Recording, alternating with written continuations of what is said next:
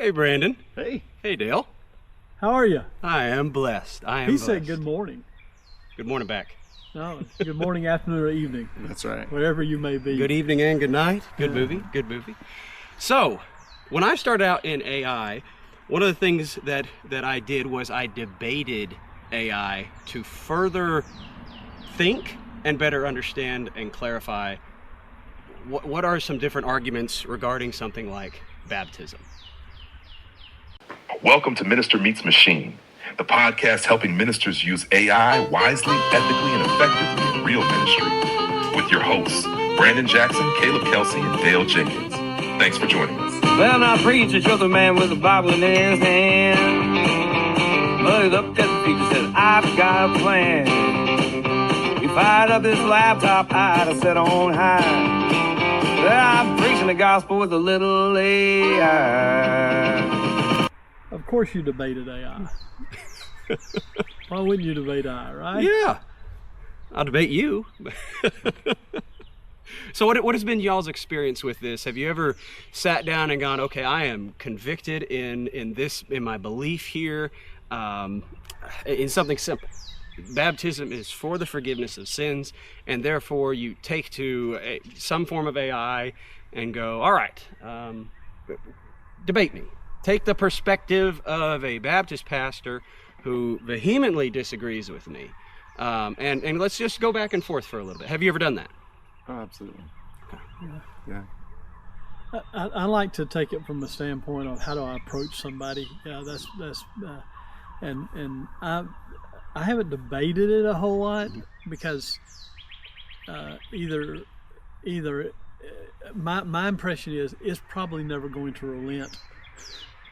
It's going to keep coming at you. It keeps coming. Eventually, Yes. it will acquiesce. It will change its idea, but it's designed. If it has a good statistical reason for pushing an idea, it's going to use that momentum, and it's going to push pretty hard. It's going to keep coming back, but eventually, if you persist, it's not programmed to just hold up against really strong pressure. Before we get ahead of ourselves, the main goal of this episode is to look at really practical uses. Yeah. And we're not just going to talk about debate. Yeah, we're not just talking about debate, but it is interesting. I think that this was one of the first things I did when I was introduced to ChatGPT in particular. And I was like, okay, what does the Bible teach? And when it came back with some junk, we went back and forth, and I converted ChatGPT. I did. No, I'm not. But eventually getting to that point of asking it, take the perspective of this, and let's go back and forth. And that has been a very practical use for me. And still, I can use that in a way that challenges me. What are other ways, though, getting back to the practical side of this, other than debate, that y'all have used? And we talked a little bit about it, but what are other examples? Well, you talked about sermon illustrations, I think, the other day when we were talking. Mm-hmm. Yeah, this past Sunday I was preaching a lesson, and it had 3 key ideas, and I had some ideas about what I wanted to use as sermon illustrations, and just asked Chat to help me create some others that would go along with it, see if it could produce something better than what I was thinking along the same lines as I was thinking. And so it brought up some stories that I might not have been able to recall or have been aware of. It can search news programs and find real life illustrations of the thought and idea that you're going through, and I've used it a lot for that to help me. You can do, again, remember we talked about the prompt and everything, so you take, all right, here's 3 paragraphs I've written that I'm going to preach on this verse right here. I don't have a clue how to illustrate that. Right. So toss it in there, say I need an illustration of this, but let's take it to the pro level. I'm preaching next Sunday in Starkville, Mississippi. Is there an illustration from Starkville history or from the city of Starkville, something that people here would relate to that will illustrate this point well? Or I'm speaking to a group of teenagers, Yes. and I'm teaching them. Mm-hmm. I don't want to be cheesy, but Yeah. how can I say something? How can I illustrate this in a way that will affect those kids I'm talking to? Yeah. So the illustration is more than just I need an illustration for. which is great. It's when you start digging down a little deeper. All right, I want an illustration from history of this. I want an illustration from the news in the last 3 years of this thing. You start getting real specific, and it finds it for you. It does. And you went into those different levels of what's appropriate here for youth, what's appropriate here for adults. I've had an example of speaking at a Clarksville Christian School's lower school chapel. I do not ask AI to just make those. I say, hey, I'm speaking to toddlers, and so I want it animated. I don't want anime. I want animation that looks Mario level-ish, and it's just something that helps them draw their minds to it. Image creation has been if you're using PowerPoint and you're not using AI to help generate images, please try it. That is an incredible tool that if you pushed me, I might take AI only for images alone. I imagine I use it more for images than anything. Yeah. But what other things? Well, let's quickly back. Yeah. I want to go back to illustrations for 1 second. If you do the history thing or the location thing or anything with it, double check it. Oh yes, because it'll get a fact wrong, or it'll create a story make something as up. though it's real. historical and it sounds very real. It's like, oh yeah, of course, I remember that. Yes. No, you don't. It didn't happen. So okay, let's talk about images. We talked about that a little bit in the last show, but it's such a large area. Oh yes. So it can give you any kind of art that you want. Yep. So I like more cartoonish art. Maybe I'm just kind of weird about that, but I like the plastic superhero collectible image type styles. I like that style. Some of my mind is trick. Some people like more gothic stuff, darker stuff. Some people like something that's real artsy. Yeah. Real pretty. What do y'all? It just depends on context. I mean, and it's interesting to say, okay, here's my context that I'm preaching in, or this is a class, and here's the audience, here's the material. What's the best type of art that the image is going to create? And it is fun to just sometimes say, create me this picture and just see what it comes back with. Most of the time, I'm quite impressed. But when you do that, for the rest of the thread, it will be that type of setting, of type of art. Style. Yes, style. Wow, my grammar's, my dictionary, I need to work on it. Big word there. Style. Yes, style. When you don't have any, it's good to... Oh, man. Oh, man. So the deal with that is, I'm glad you emphasize that, because let's say you have 20 slides. Yeah. Man, I can't tell you the number of times creating PowerPoints through the years that my slides had nothing at all to do with each other, nothing about them related to the other. But you get that style, and a completely different slide, but it's the same style. It does make the things go a whole lot smoother. It does. And I think for the purposes of a class or a sermon, it maybe feel free to disagree, but I think it is probably good to have the same style throughout all pictures, unless there's a point here that just it would be weird to have it in that style that you've been in. But I do like it for that purpose. But if it's not the style you want at the beginning, make sure you get that quick. So ChatGPT may be the easiest in producing those images, but I think Canva produces some of the most beautiful imagery and does keep that style and allow you to build on that style and work through it. And they have their own AI in Canva, and using that helps keep everything organized. But the quality, the finish, the colors just seem more vibrant, better image creation through Canva. Okay. So Canva is one, and we've not talked about Canva a lot. We probably should have a whole show on Canva sometime. There's so much it can do. But let's talk, before we leave this, let's talk a little bit about different tools that we use to create images. My experience so far, Claude thus far has not done as good a job, in my opinion, especially with slide design. It seems to be much more business-like. I like Copilot. I've gone away from it. I use Chat more, but Copilot I think does a pretty good job overall. Gronk. That much experience with Grok. I mean, in my experience, image-wise, it is ChatGPT. And the reason for that is just it's what I've started out with, and I'm continuing to try to push myself to explore different avenues of creating images. But I do like Chat that it seems pretty easy to adjust images. Back in the days of the 7 fingers, you'd sit there and you'd see 2 extra fingers over here. If you have the membership version, which is $21.90, you can click. Yeah. He's plugging it. That's right. That's right. Hey, I had to do my taxes here recently, so that's why I know. 80% of that was write-off. But you can click select area at the top right corner, and this is if you have the membership version. You can click the top right corner, select, and then basically highlight the area that needs improvement, and going, this looks awful, or like, do you see a problem with this? And then it'll go, you're right, there shouldn't be that many fingers.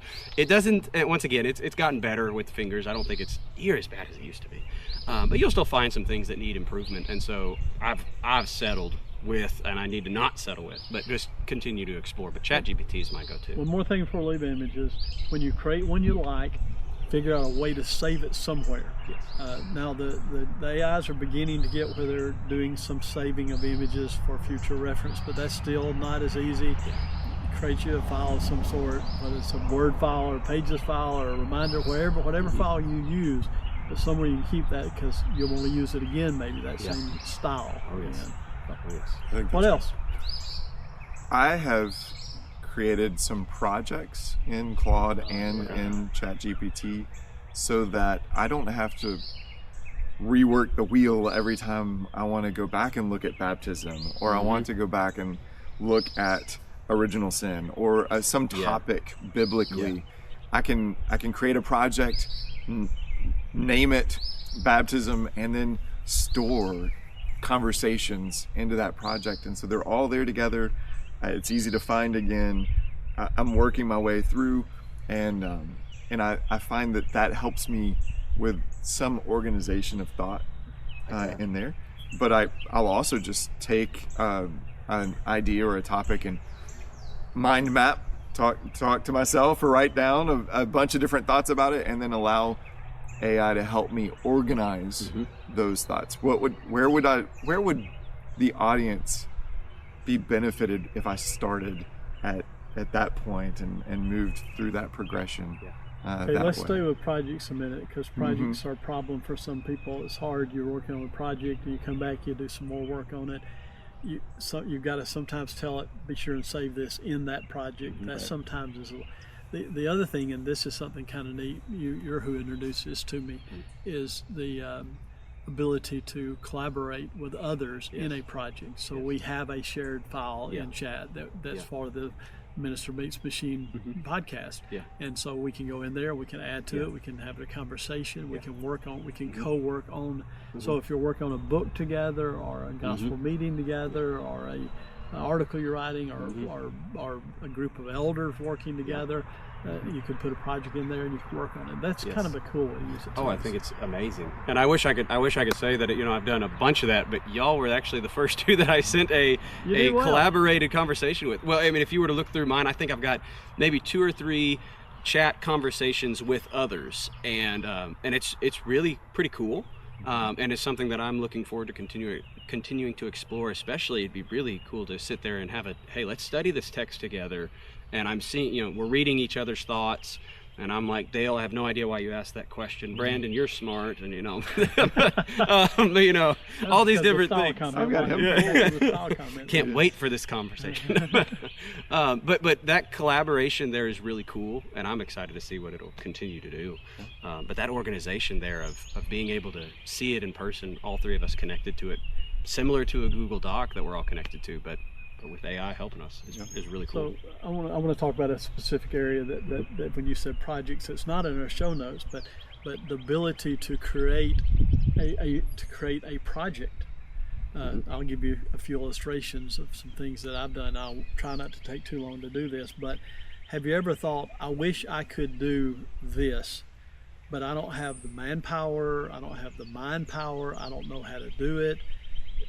AI will allow you to do those things. So in some of our surveys, or I want to be able to curate the results from this survey that I've asked all guys that are in their 20s, all guys in their 40s, all guys in their 60s, pull them apart in this and tell me what their percentage of it in the guys that are in their 20s that they wear a tie or they don't wear a tie. Is it higher than guys in their 60s that wear a tie or don't wear a tie when they preach? That's just an illustration. You could do anything with it, but whatever the survey is.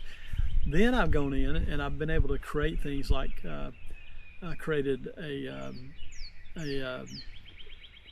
system through which a church can predict.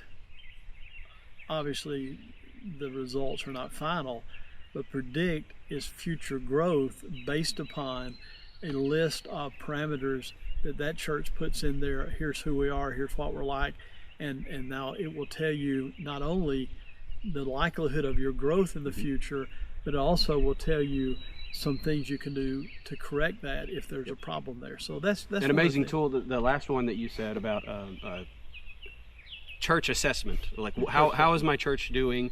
What are some areas of great strength, and what are some areas that are we need to really work on this?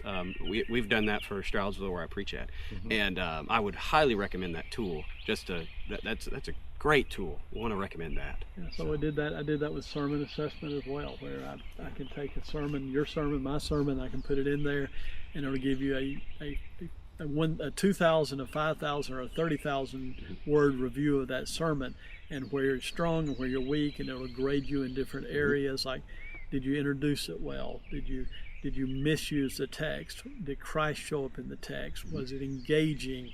It'll take everyone up, and it'll give you a grade on where you were. And some of us need that. Not everybody needs that, but some of us need that. Yep. So I love creating tools. Oh yeah. I'm creating whole worlds of tools. And I can tell you 10 or 12 projects I've done, but I don't want to spend the whole time on that. But that is a practical use. I can evaluate my preaching. I can evaluate our situation as a congregation of the Lord's Church in a specific location with those are real world applications. I've got a friend that created one. This is really sharp. I'll tell you about two if you don't mind. Yeah. One is this friend put the zip code of all of his members, a small area, like there are 5 zip codes their members came from. It had that to go into statistical studies that the city and county and state had generated on average income. Then he put in the age of his members, then put in members' names, age of the members, what would be the expected capita of our income based on the area we live in and the number of working adults and their ages. What should our contribution be if they're giving 10%? Well, it's kind of cool, you know. Yeah. Have another guy that put in 5 styles of preaching, and he writes his sermon. Does all his research, does all his textual study. Then he takes his sermon and he puts it in his program he's developed in Claude, and he says, "Now, tell me which of these styles would be the best style to preach this sermon in." Sure. So, wow, a lot of tools like that. Yeah, that's amazing. I don't know if I may be jumping too far ahead, but sermon review. How have y'all used AI to Sunday afternoon, which I probably wouldn't be doing it Sunday afternoon. I'm too exhausted. Sermons in the past, but Monday, or Tuesday, it's hey, I want a review of what I could have done better. How have y'all used AI to go? This is what you did. This is where for next time improving these areas. What have y'all used? That's what that tool. One of the tools I mentioned. That's one of the things it does. Yeah. And it'll give you grades and tell you how you could have done it better. Yeah. Now again, remember it's just a tool. It'll get it wrong sometimes. Mine became very Calvinistic for a little while, and I had to fuss at it and say, no, this isn't correct because this is what the Bible says. And but you correct it, and it corrects itself. And again, if you get a 30,000 word review, you can't say everything it says in a sermon. But you might find 1 or 2 jewels in there. It's like, all right, that right there was spot on. It's right. I need to do better with that, and it tells me how to do better with it. So yeah. Talk about transcription services because that's huge. Go ahead. I don't know. I don't use it, so I'm not the one on the transcription. I'll pull text sometimes, but I'm just using chat to do any of that kind of heavy lifting of moving. But I haven't used transcription a lot. Okay, I use Claude. Claude is a little device you'll wear or you carry. There are two different, comes in two different forms. You can download your audio from it. It records audio. Recording capability is amazing how well it picks everything up, and then it'll transcribe it. And then you can use AI through it, and you can say, all right, pull out from this elders meeting I was in. Well, maybe recording, not recording elders meeting, I don't know. But from this, pull out the assignments that were made at this meeting. What am I supposed to do as a result of this meeting? What did we not do in this meeting that we should have talked about in this area? So that's transcription services are absolutely phenomenal. I want to explore that. That's something that I think Dale's got me beat in. So yeah. We record sermons, but now I'm being motivated to have them transcribed so that I can put them into I tell you your how bad you are. service. Yes. Let AI correct me and admonish me about that. I know we talked about it a lot last episode of generating series ideas and helpers. Something I think simpler, but just a sermon title. Have y'all used it in that regard? I personally use it all the time in that regard. I know this is what I want to accomplish in this sermon. Here's an idea for the sermon. Or maybe I just have no clue what I need to call this thing so that it's a hook. And I'll say, hey, I have no idea, help me out. And it'll come back with, you could ask it for 50 ideas. And 49 of them are awful. And one helps you then get to that one that you want. That's kind of the way I do it. What's y'all's experience? I'll let it throw as much at me as possible and then just sort through it. Yeah, rarely ask for one thing. You 5, 10, 20, whatever, and sort through it. And you can tell it, I want to be very serious in this.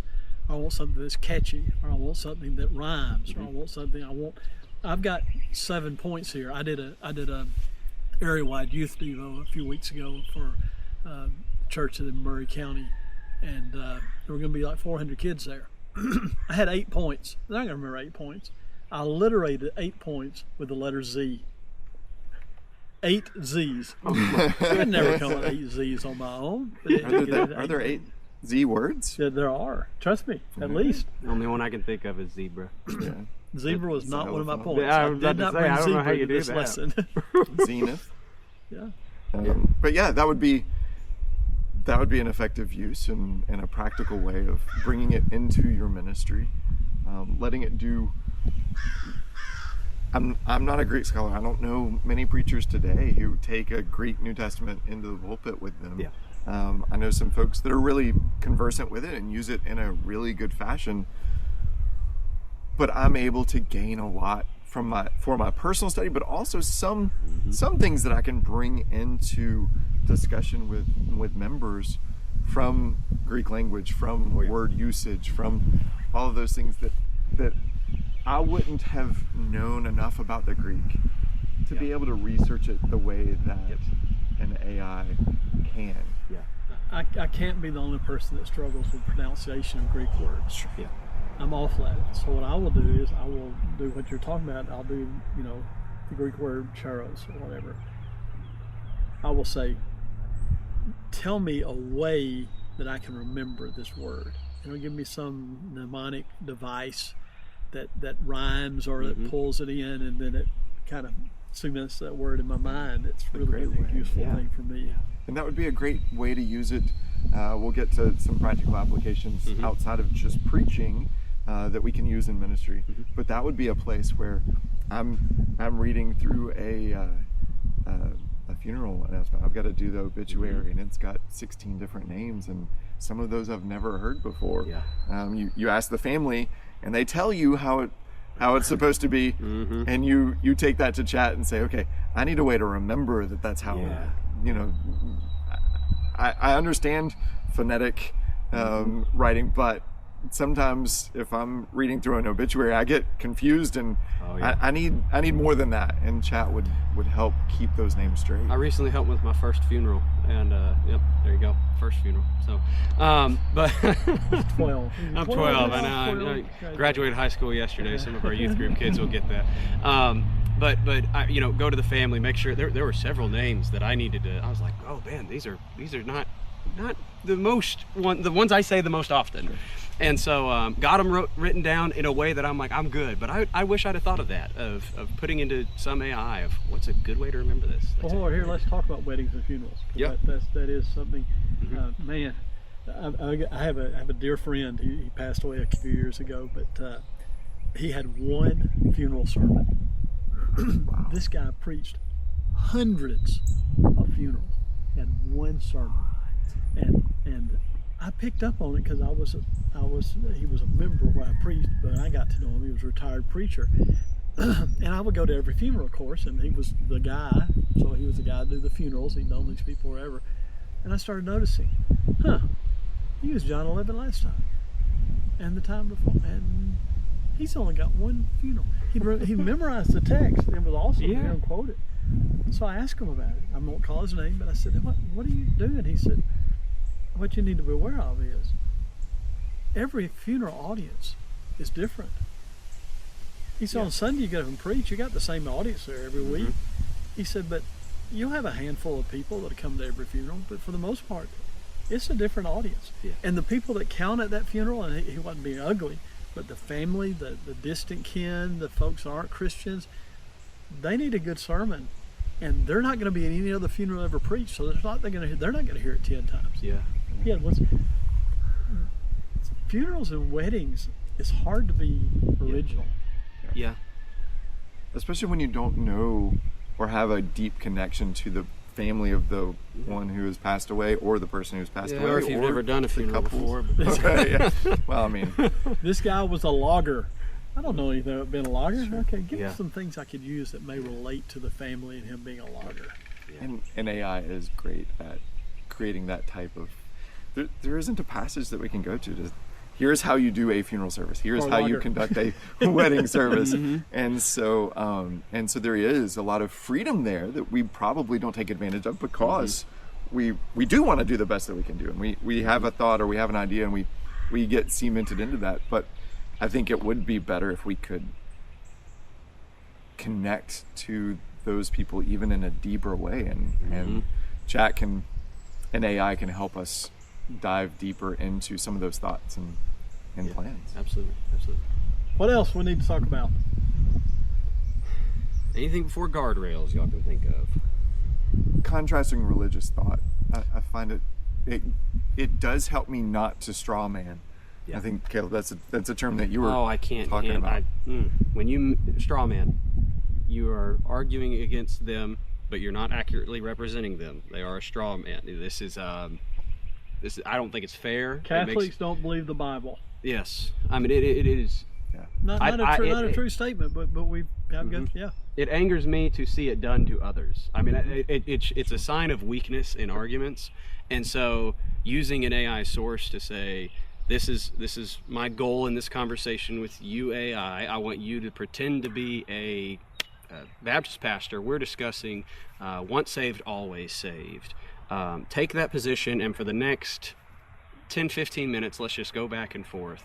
And Brandon, I appreciate one thing you said. Is if you're going to do this, which I might be getting ahead in the guardrails, but is that a good time to go into it? We can go straight okay, into so it. Straight into guardrails. As far as this goes, you need to have a that was a good way to put this. Make sure your faith has a bit of a spine before you get into this, because you are about to get challenged.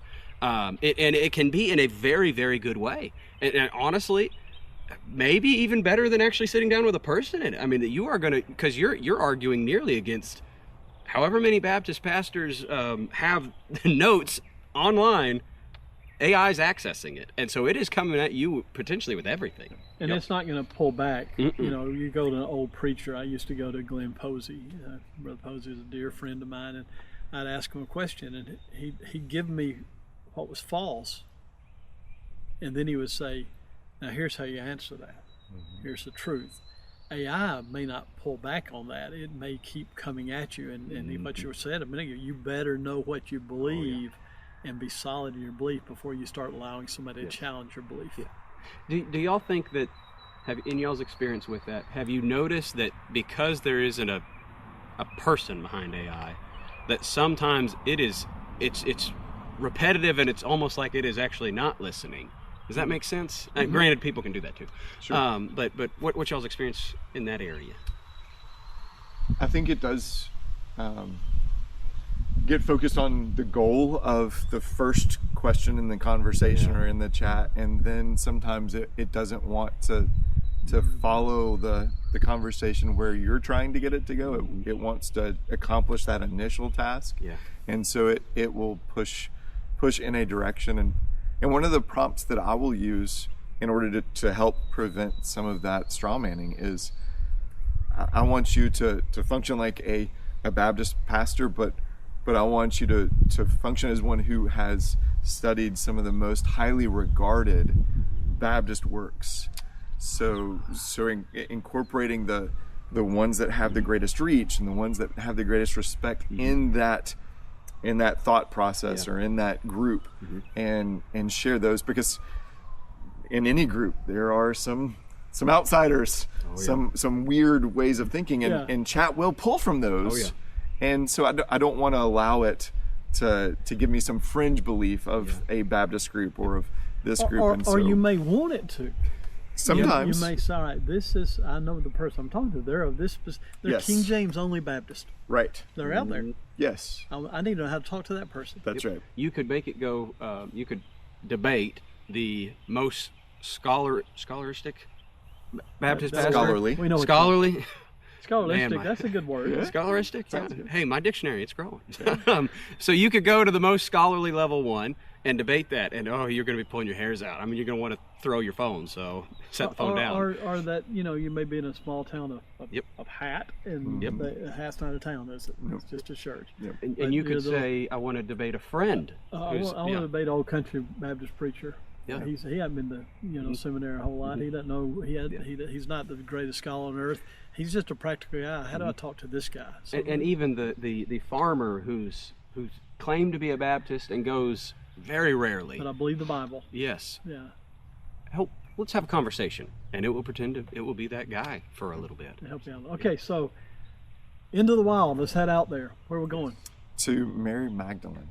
Uh-huh. I was preaching Easter Sunday and talked about the resurrection and focused on her as a character, as a person who lived, and we look back and we put our norms into her world.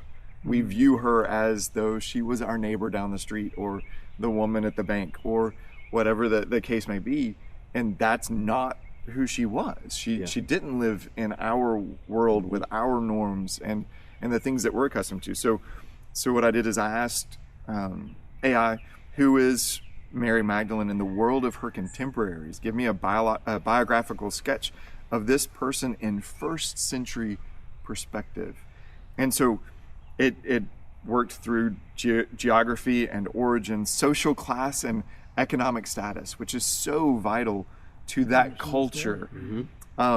Religious identity. Was this person a scribe, a Pharisee? Was she allowed to do those things, or how did her religious identity affect who she was? Physical appearance and dress. What would she have looked like? What would she have dressed like? And that helps us create a better mental image. What was her life expectancy? Because that does affect a character's motivation at different points in life. Legal and political standing, I think, were important to note how oppressed the role of a woman was. And then the honor and shame dynamics. We do not have that type of culture. No. And it permeated everything of the first century. And for her, that would have been such a vital part of how she lived. Honor and shame. And one of the reasons she was so concerned about the physical body of Jesus was that's going to bring shame. if he's been taken, if he's been desecrated, if those, and she did not want any shame to come Our Lord. to Jesus. And so it helps me understand some of those motivations, how she related to the power structures that were in place, to the Jewish power structure, to the Roman power structure. This was one that I would never have really considered. What would have been scandalous or countercultural about her as an individual? And oftentimes as we read the biblical narrative, the characters that we find were scandalous in their culture, or Our were culture at least, wouldn't think anything all about her actions, but in her culture it would have been big time. for her to be a prominent figure in proclaiming the risen Jesus, the most important message man has ever heard. It is death, burial, and resurrection. And she's the one who kind of witnesses that and then testifies to it.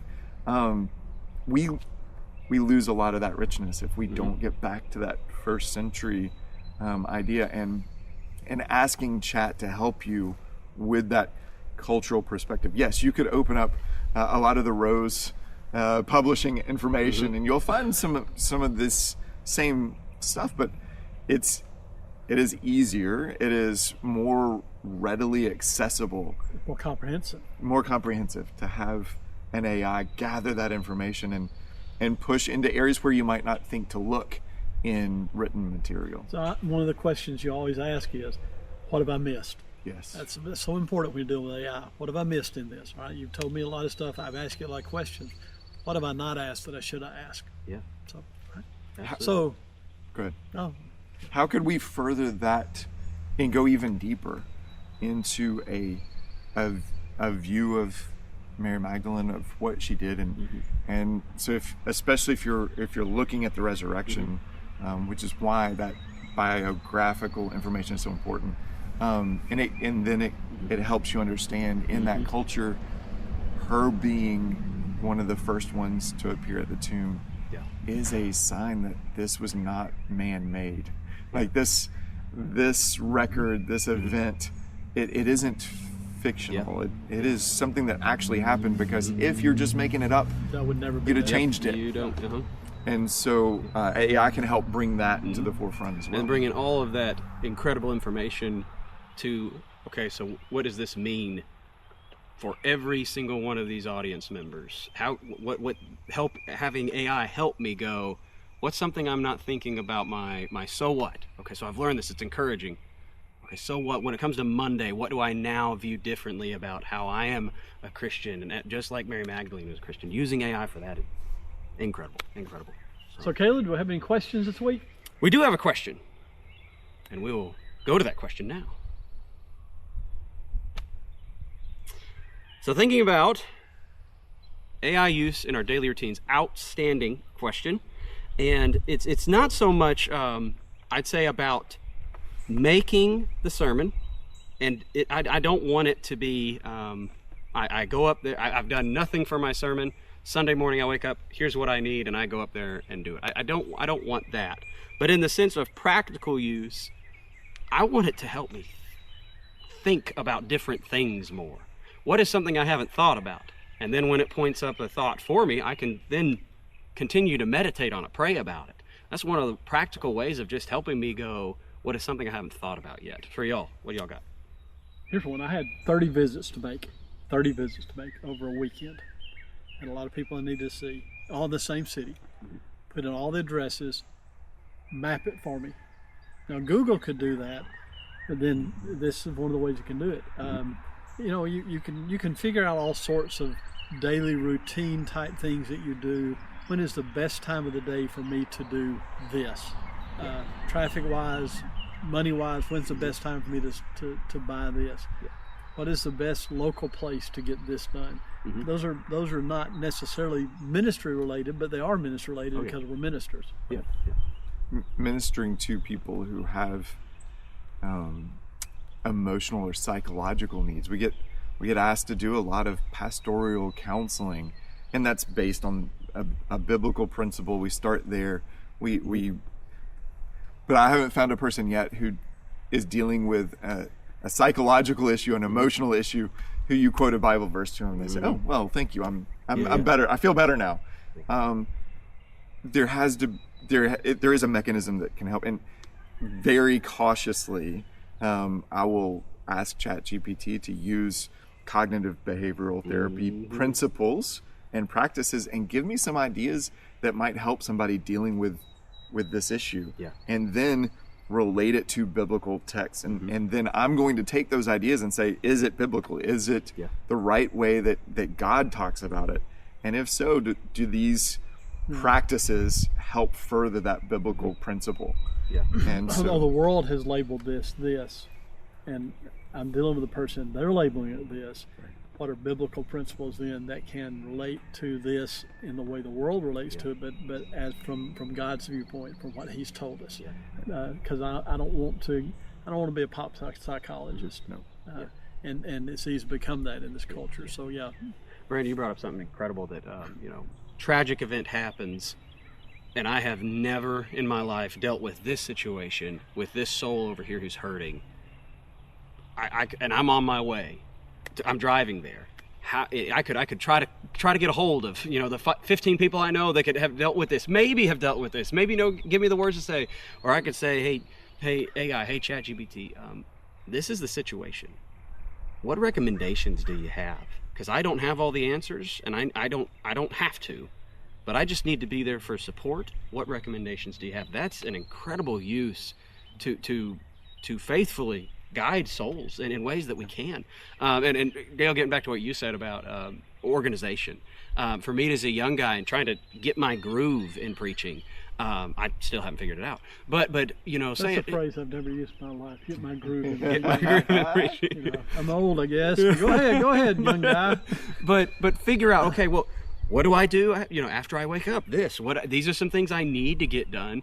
What are some other ways where I can challenge myself and get my schedule going? As a young guy, I've got these 20 things I need to accomplish in the next 3 days. What's the best order for me to do them? Is there something in my career that I probably ought to be doing and I haven't ever done it?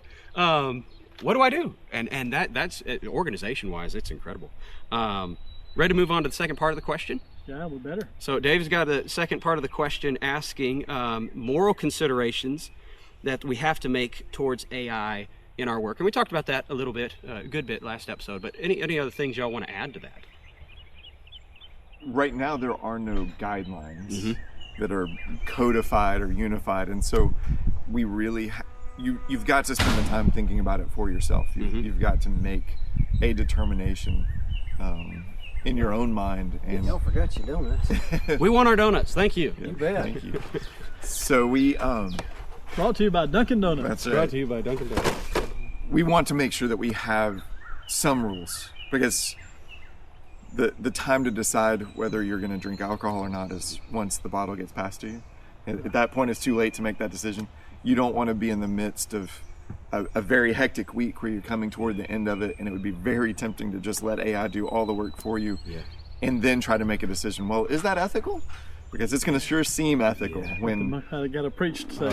When Sunday's coming, and so as you're kind of getting into it, as you're beginning to work with it, go ahead and make some rules, make some guidelines, find a place where you are comfortable, and then don't approach the gray areas. Don't push it. Don't try to get to the edge of, well, I know that's wrong, but just use it wisely and stay within those bounds.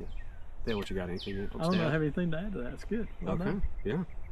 Well, guys, what are we going to do next time?